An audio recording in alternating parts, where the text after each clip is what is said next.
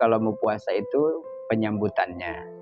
Kemudian dalil-dalil puasa dari Quran maupun hadis. Kemudian penentuan waktu mulai puasa. Bisa dengan ru'yat, kemudian dengan hisab atau dengan perhitungan bulan. Nanti ada polemik, ada yang sama, ada yang tidak. Ada yang duluan, ada yang belakangan. Ada yang bareng, ada yang enggak. Awalnya bareng, akhirnya beda. Awalnya beda, akhirnya bareng. Macam-macam. Ini hal-hal begini sesuatu yang lumrah yang sudah biasa terjadi selagi dalam hal furu'iyah, bukan akidah. Jadi boleh-boleh saja. Itu dalam rangka mengembangkan khazanah keilmuan. Jadi akhirnya jadi tahu. Ketika tahu berarti menghindari perpecahan tadi. Sebab tidak sedikit perpecahan satu bangsa karena bihilafi anbiyaihim. Itu yang Rasulullah warning dari dulu. Jadi rusaknya umat itu diantara penyebabnya adalah bihilafi anbiyaihim. Selalu bertentangan dengan para nabi-nabinya termasuk dalam hal urusan ibadah. Barangkali Pak Ustadz tua bisa pilih, maka saya bawain ini. Gak mesti malam Senin, bebas. Sambil kongko ada Arba'in Nawawi 40 hadis selesai dalam waktu. Kalau 40 hadis dibagi 40 kan 40 hari satu malam satu hadis. Ya, tapi kalau semalam bisa 2-3 hadis ya gampang. Ada Adabul Alim wal Muta'alim, ada Al-Azkar wa Da'awat. Bismillahirrahmanirrahim. Alhamdulillahilladzi syarrafa syahra Ramadhana ala jami'i syuhuril am. Alhamdulillahilladzi syarrafa syahra Ramadan. Segala puji bagi Allah yang telah memuliakan bulan Ramadan di antara bulan-bulan yang lain. Ya, artinya semua bulan itu mulia, tetapi Ramadan punya kemuliaan tersendiri. Keutamaan apa sih sehingga Allah memuliakan bulan Ramadan? Kan kita tahunya bulan yang suci. Suci itu dari apa? Bulan yang mulia. Mulianya karena apa? Bersyukur atas nikmat Allah yang telah memuliakan Ramadan, dan itu hanya diberi kepada umat Nabi Muhammad SAW. Bikin satu rangkuman, satu catatan khusus tentang hadis-hadis yang berkaitan dengan bulan Ramadan. Banyak tapi dirangkum supaya mudah dibahasnya.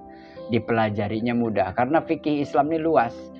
Ada khusus bab sholat, saya bawa kitabnya dari Salatus Sholat. Cerita awal sholat, sejarah sholat, pertama kali sholat.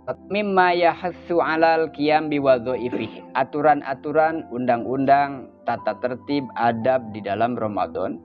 Wa alal i'tina'i bi ahkamihi wa fadhaili. Hukum-hukum yaitu ketetapan-ketetapan Al-Quran maupun hadis dan tentang keutamaan-keutamaannya. Fa'ajabtu ila dzalika ma'a qusuril ba'i wa qillatul itla' li adamil istita'ati 'alal imtina. Khasnya para ulama juga tawadu. Saya diminta sama teman-teman saya, ya saya berusaha sebisa saya kumpulkan ini, catatan ini dari Quran dan Sunnah tentang hukum-hukum dan keutamaannya, maka saya penuhi. Meskipun banyak kekurangan karena ketidakmampuan. Tawadunya itu dikedepankan. Saya baca kitab ini bukan karena paling bisa baca kitab. Kebetulan saya memang ada sedikit pengalaman ngaji. Dulu kiai yang baca, saya dengerin. Nah kalau ada yang gantian, ada Ustadz Toha, kan mudah. Gantian, maksudnya saya juga pengen dengar kan. Kalau gini susah ngerokoknya saya jadinya. Kalau dengerin kan gampang sambil ngerokok, sambil ngopi. Para ulama itu punya ciri khas, diantaranya adalah tawadu. Wasamai itu hadal kitab, dan saya kasih nama kitab ini Awduhul Bayan. Masuk pada bab pertama. Bismillahirrahmanirrahim. Maja'a fi wujubir shaumi Ramadan. Maja'a sesuatu atau apa saja dalil petunjuk yang kaitannya dengan kewajiban puasa Ramadan. Kebiasaan bisa menjadi hukum, jadi harus. Kalau tidak bertentangan dengan syariat. Ya ayyuhalladzina hewong kang pada amanu beriman, kutiba den wajibakan. Telah diwajibkan alaikum mengatasi sira kabeh opasiamu puasa. Telah diwajibkan kepada kalian untuk berpuasa kama kutiba kaya barang kang den wajibakan sebagaimana diwajibkan alal ladzina ngatasi wong kang diwajibkan kepada orang-orang min qablikum sadurunge sira kabeh. Sebelum umat ini berarti sudah ada puasa sejak zaman dulu. Hanya syariatnya berbeda. Dalam hal ibadah sholat juga begitu. Ibadah dalam Islam dari zaman dulu sama hakikatnya mengabdi ibadah kepada Allah. Tapi syariatnya berbeda sejak Nabi Adam sampai kemudian disempurnakan oleh Nabi Muhammad SAW. Dan setelah ini tidak ada lagi syariat yang lebih sempurna. Tujuannya jelas. La'allakum tattaqun. telah diwajibkan kepada kalian berpuasa sebagaimana diwajibkan kepada umat-umat terdahulu. Tujuannya jelas, supaya kalian bertakwa. Supaya kalian bertakwa. Apakah ketika kemarin belum puasa, berarti kita dianggapnya belum bertakwa? Sehingga puasa ini supaya bertakwa. Atau dimanai apa nanti? La'allakum tattaqunnya. Setiap Jumat disebutkan ittaqillah, ittaqillah, bertakwalah kepada Allah. Emang kemarin gimana? Kan takwa juga. Sekarang disuruh lagi takwa. Artinya apa maksudnya? Ditingkatkan, ditambah. Dan dengan puasa itu berarti menyempurnakan. Rasulullah memberi contoh sebagai orang pribadi yang dijadikan standar tertakwa, standar terbaik akhlaknya, budi pekertinya. Laqad kana lakum fi Rasulillahi uswatun hasanah. Rasul dijamin surganya, tapi juga sholat, tapi juga puasa, tapi juga haji, tapi juga sedekah, tapi juga zakat, tapi juga hadir atau memberikan pelajaran, yaitu di majelis-majelis taklim kepada para sahabat. Dicontoh oleh kita semua supaya sampai pada pribadi yang takwa, diantaranya harus melaksanakan puasa Ramadan. Ayatnya itu yang populer. Tapi kan banyak, tidak hanya itu sebetulnya. Kalau diperkuat kenapa orang Islam berpuasa. Mana dalil yang menunjukkan puasa Ramadan wajib? Satu. Yang kedua, ayyamam ma'dudat.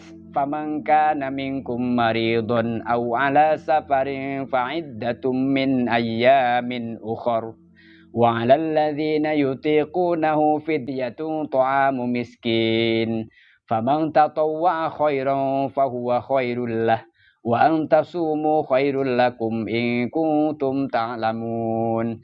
Kalau tidak digali oleh para ulama, kita nggak ketemu dalil tentang puasa. Yang populer ya tadi. Kutiba alaikumusiyam itu hafal sudah. Meskipun nggak tahu surat apa, ayat berapa.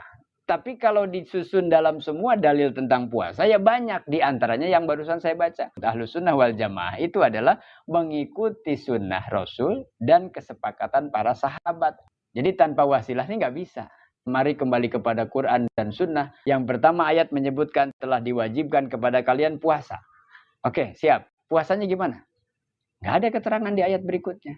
Misalnya puasanya adalah dari mulai jam 4 gitu sampai maghrib. Itu nggak ada. Lah sekarang kita amalkan seperti ini dari mana? Dari para ulama. Maka penting digali dalam pengajian itu supaya ketemu. Gitu maksudnya. Jadi ngaji itu supaya ketemu apa yang kita amalkan. Oh ada di Quran benar ternyata. Dari mana awalnya? Dari Quran, lalu dikembangkan, dikuatkan dengan hadis atau sunnah, lalu kemudian diikuti para tabi'in, diikuti para ulama, ditulis kitab-kitabnya, dibacakan kiai-kiai, kita dengar, tahu, diamalkan. Berkat para ulama itulah kita sekarang jadi ibadah. Kalau enggak ya nggak bisa.